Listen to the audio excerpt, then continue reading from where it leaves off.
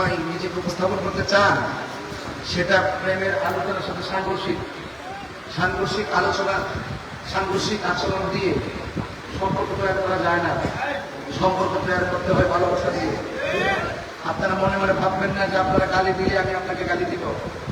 আমাকে ফেসবুকে অনেকে আমার মা বাপ তুলে গালি দেয়, আমি রিপ্লাই লিখে আসসালামু আলাইকুম, আপনার আব্বা আম্মাকে আমার সালাম দেয়। এটা তারিখে বলতো আমি কাউকে এত সহজে আঘাত করি না। আঘাত করার ধর্ম আমাদের না, তবে হক কথা বলি। কে বেজার হবে, কে কোথা হবে সেটা আমি জানি না। এই জন্য এদিকে যারা দাঁড়াইছো একদিকে টাকা, এদিকে যারা দাঁড়াইছো তোমার আমার কাছে, তোমরা যদি আলাদা ওয়ার্ড করো আমার ডিস্টার্ব হবে। এই জন্য আদবে দাঁড়াইছো কষ্ট করে 11টা পর্যন্ত। তোমার মতো ছেলেগুলো ওয়ার্ড আসার কথা না। অনেক ছেলে যাইয়া দেখো মোবাইল টিপতেছে, ব্রিজে আড্ডা মারতেছে, বাসায় ঘুমাই দিছে। তোমরা যে মাফিল একটু দাঁড়িয়ে দিচ্ছ, তোমরা আমার কাছে হিরার টুকরা। ওইভাবে প্রেজেন্টেশন করতে হবে, তাই না? সে জায়গাটা ধরে রাখতে হবে, সেই হিরার মূল্য যেন থাকে, ঠিক না? এই মূল্যটা যেন থাকে। যাই হোক, আমরা আর 100 ওয়ার্ড না করি। আল্লাহ যেন আমাদের এই মাফিলটাকে কবুল করে, আমিন করে। আমি আপনাদের মধ্যে যে কয়েকটি কথা বলবো, এর মধ্যে একটি কথা হলো যে আমার নবীজি এই পৃথিবীতে এসেছেন, তিনি রাহমাতুল লিল আলামিন, তিনি ইমামুল মুরসালিন, তিনি সকল নবীদের নবী, তিনি সকল জাহানের জন্য রহমত। এই মুহূর্তে কেউ যদি অযথা একটা হিন্দু বাড়িতে আগুন লাগিয়ে দেন, আপনি মুসলমান হিসাবে যিনি আগুন লাগাইছে তার কখনো নিতে পারবেন না। হোক সে মুসলমান, অযথা বিনা কারণে হিন্দুর বাড়িতে আগুন লাগানোর কারণে সে জুলুম করেছে, হিন্দু মজলুম হয়েছে। আপনি জালেমের বিরুদ্ধে মজলুমের পক্ষে থাকতে হবে, বুঝতে পেরেছেন? এই জন্য অযথা বিনা কারণে কাউকে আঘাত করা যায় না। সে হিন্দু হোক, আপনি মুসলমান যদি অন্যায় করে, জুলুম করে, মুসলমান হলো তার বিরুদ্ধে যেতে হবে, হিন্দু হলো ওই হিন্দুর পক্ষে থাকতে হবে। আল্লাহর হাবিব নিজে অনেক আপনাদের করবেন আশা আছে, বিভিন্ন প্রেক্ষাপটে। এই জন্য আজকে আপনারা যারা এসেছি, ঘরের পাশে যে ঘরটা আছে তার সাথে ভালো ব্যবহার করবেন, ঘরের সাথে যে ঘরটা আছে তার সঙ্গে সব ব্যবহার করবেন। আপনি ওই ব্রিজ হাইওয়ে রোড পার হয়ে আপনি দেবীর দ্বারে কিছু করার আগে আপনার নিজেকে বিয়ে করতে হবে। আগে নিজে বাঁচো, তারপর আহালকে, জাতিকে তুমি জাহান্নামের পথ থেকে পরিত্রাণ করে জান্নাতের দিকে ধাবিত করে দাও। এটাই হল ইসলাম, এটাই হল রিয়েলিটি। কারণ যেই ব্যক্তি নিজেকে নিজে চিনতে পেরেছে, সেই ব্যক্তি আল্লাহকে চিনতে পেরেছে। কথা বলে ঠিক না? এজন্য আল্লাহ রাব্বুল আলামিন কোরআন কারীমের মধ্যে সুন্দর করে ভাষার অবতারণা করেছেন। লাকাদ খালাকনাল ইনসানা ফি আহসানি তাকওয়িম। এখানে হাসান বলে নাই, হাসান বলেছেন অধিক সুন্দর। আল্লাহ পাক মানুষকে অবয়ব নমুনায় অনেক সুন্দর করে মায়া করে বানিয়েছেন। আল্লাহ পাক রব্বুল আলামিন উপরে কি আসমান দিয়েছেন, আমাদের জন্যই দিয়েছেন। নিচে জমিন দিয়েছেন, আমাদের জন্যই দিয়েছেন। উপরে যত নিয়ামত আছে তার চাইতে কোটি গুণ নিয়ামত মাটির নিচে আছে। এগুলো আল্লাহ পাক আমাদের জন্য দিয়েছেন। সূর্য দিয়েছেন চলার জন্যে, চাঁদ দিয়েছেন উপভোগ করার জন্যে, দিন দিয়েছেন চলার জন্যে, রাত দিয়েছেন বিশ্রামের জন্যে। উপর থাকে থাকে অনেক আসমান দিয়েছেন। আল্লাযী খালাকা সাবআ সামাওয়াতি তিবাকা, আল্লাহ রাব্বুল আলামিন 7টা আসমান দিয়েছেন। একটা আসমান থেকে আরেকটা আসমানে যেতে 500 বছর রাস্তা। বান্দা, কোন মালিক তোমাকে বানিয়েছে? হে পথিক, একটু দাঁড়াও, একবার চিন্তা করো। কুমকুমি হাবিবি কামতানাম আশ-শামসু ওয়াল কামারু লা ইয়ানাম। উঠো উঠো প্রেমিক, আর কত ঘুমাবে? চন্দ্র সূর্য ঘুমায় না। তাকিয়ে দেখো, চাঁদ আপন গতিতে চলছে রবের ইশারায়, সূর্য আপন গতিতে চলছে রবের ইশারায়। তুমিও তো ওয়াদা করে আসছিলে, তোমাকে যখন বলা হয়েছিল আলাস্তু বিরাব্বিকুম, আমি কি তোমাদের রব নই? তুমি আমি সবাই তো বলেছিলাম কলু বালা, সেদিন তো কলু নাম বলি নাই, নামের মধ্যে ভেজাল আছে, বালার মধ্যে ভেজাল নাই। What is the difference between নাম এন্ড বালা? নামের মধ্যে ভেজাল আছে, বালার মধ্যে কোনো সন্দেহ নাই। এখানে সাক্ষ্য নাম রাইবুনের জিনিস না, দালিকাল কিতাবুল্লাহ রাইবা ফি লা শাক্কা ফি বলা হয় নাই। সাক্কার মধ্যে ভেজাল আছে, রাইবুনের মধ্যে ভেজাল নাই। এই জন্য আপনাকে আমাকে ওয়াদা করে এসেছি, মহান রবকে চেষ্টা করবো, ওয়াদা করে এসেছি তুমি আমার রব, ওয়াদা করে এসেছি তুমি আমার সব, ওয়াদা করে এসেছি তোমার মাঝে তোমাকে আমরা চেষ্টা করব। তুমি আমাদের রব মেনে এসেছি, তুমি আমাদের রব স্বীকৃতি দিয়ে এসেছি। সব আপন বুঝতে চললো, তুমি ভুলে গেলে কেন? তুমি ভুলে গেলে কেন?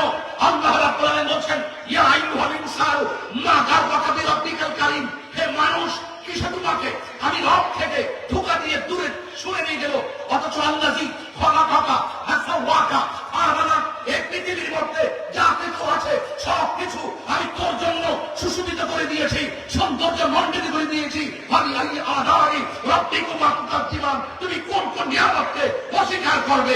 আমি তোমাকে বানিয়েছি, মায়া করে বানিয়েছি। ফি আইয়ি সূরাতিন মা শাআ রাক্কাবা, বান্দা তুমি যখন তোমার জীবন, তোমার মরণ, তোমার নামাজ, তোমার কুরবানি আমি আল্লাহর জন্য কুরবান করে দিবে, আমি তোমাকে বান্দা থেকে আমার বন্ধু বানিয়ে দেব।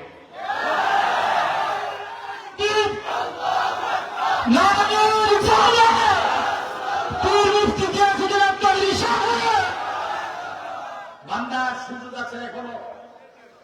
বান্দা তোমাকে আমার ভাইরা অনুরোধ করে বলবো, যেহেতু জীবন অল্প, এই যে হাজার চেষ্টা করলো একদিন এইভাবে কথা বলতে পারবো না।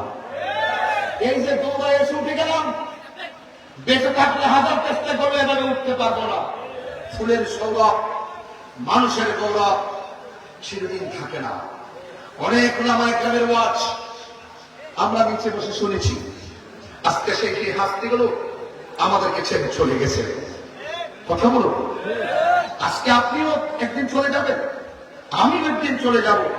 যাওয়ার আগে যে উদ্দেশ্যে রব আমাদেরকে পাঠিয়েছেন সেটা যেন পূর্ণ করি।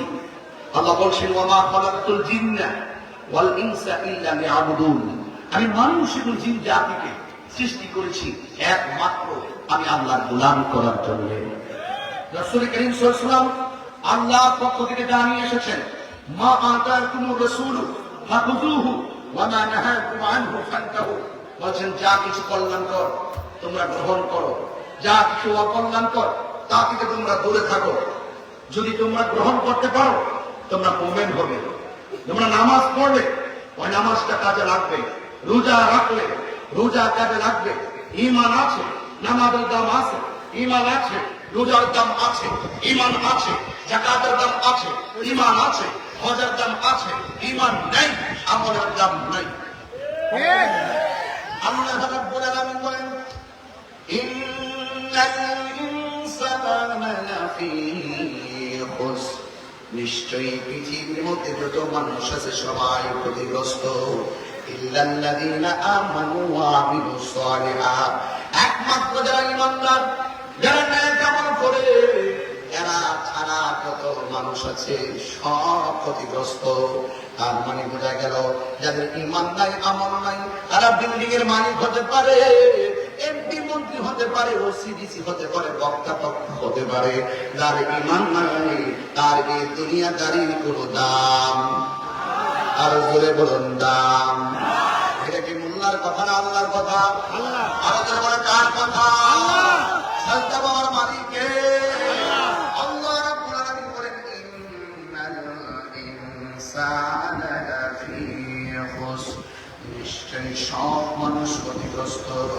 ইল্লাল্লাযীনা আমানু ওয়া আমিলুস সালিহাত, ঈমানদার ছাড়া, নেক আমলদার ছাড়া। এখানে আল্লাহ দুইটা বিষয় সম্বোধন করেছেন।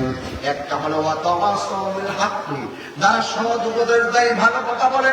ওয়াতাওয়াসাউ বিস-সাবর, যারা ধৈর্যের উপদেশ দেয়। আজকে ওয়াজের শুরুতে আমি বলেছি ধৈর্যের কথা।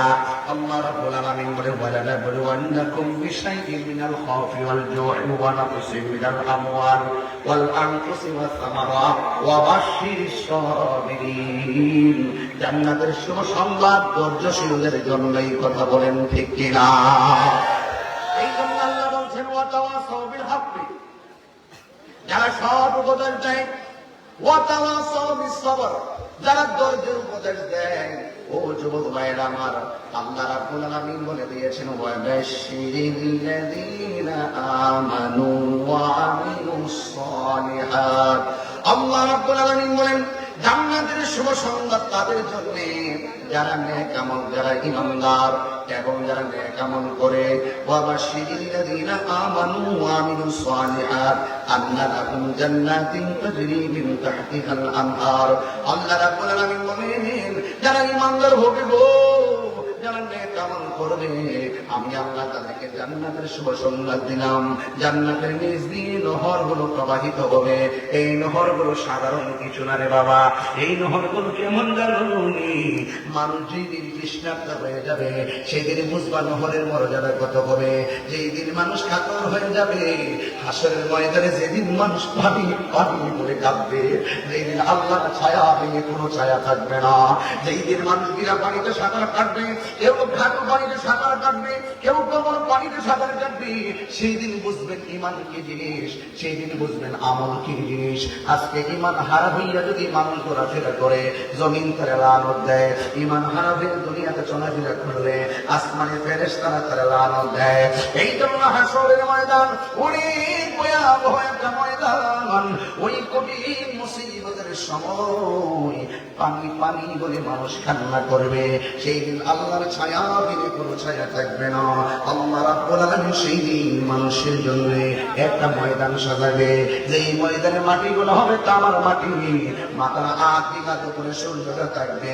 সবার জবানের মধ্যে শুধুমাত্র একটা স্লোগান, ইয়া নাফসি ইয়া নাফসি ইয়া নাফসি বলে কাঁদবে। ওই কঠিন মুসিবতে আল্লাহর হাবিব বলেন বলেন ক্বালান নবিয়্যু সাল্লাল্লাহু তাআলা আলাইহি ওয়াসাল্লাম ইয়াশফাউ ইয়াওমাল কিয়ামাতি সালাসাতুল আমবিয়া সুম্মা উলামা সুম্মা শুহাদা। হাসরের ময়দানে তিন প্রকার মানুষ আল্লাহর দরবারে কথা বলবেন। এক নম্বর হলো নবীগণ, দুই নম্বর হলো শহীদগণ, তিন নম্বর হলো আলেমগণ। ও বন্ধুরে, ওই কঠিন মুসিবতে কেউ কথা বলতে পারবে না, সবার লাগাম বন্ধ করে দেওয়া হবে। হাতের সাথে হাত দিবে, পায়ের সাথে পা দিবে, চোখের সাথে চোখ দিবে, কানের সাথে কান দিবে। সেই দিন চাপাবাজি চলবে না, সবাই আপন আপন সামনে দিকে শুধু তাকিয়ে থাকবে। সন্তানের সামনে দিয়ে মা যাবে, মায়ের সামনে দিয়ে সন্তান যাবে, কোন ধরনের কথা হবে না রে। এই জন্য যারা দুনিয়া মনে চলাফেরা করবেন, ভয় করবেন শুধুমাত্র একজন, জবান খুলে বলুন তিনি কে। ওই আল্লাহকে ভয় করলে আমার আল্লাহ বলেন যেই দিন কেউ কাউকে চিনবে না, যেই দিন কেউ কারো খবর নেবে না, এই দুনিয়ার জমিনে যারা আল্লাহকে ভয় করে গুনার কাজ ছেড়ে দিয়েছে, ওই হাসরের ময়দান যিনি কায়েম হবে, সেই দিন মানুষগুলা কি হবে জানেন? মাতের ভাত হাতের মাছ যেমন করে টক টক টক টক করে ছিটিয়ে ছিটিয়ে পড়ে, ওই কঠিন মুসিবতে সূর্যের তাপ যখন মাথার তালুর মধ্যে লাগবে, ওই কঠিন মুসিবতে মাথার তালু ফেটে যাবে, বাতের মারের মতন মগজগুলো ছিটিয়ে ছিটিয়ে পড়বে। সেই দিন মানুষ আল্লাহর ডাক দিয়া বলবো, আল্লাহ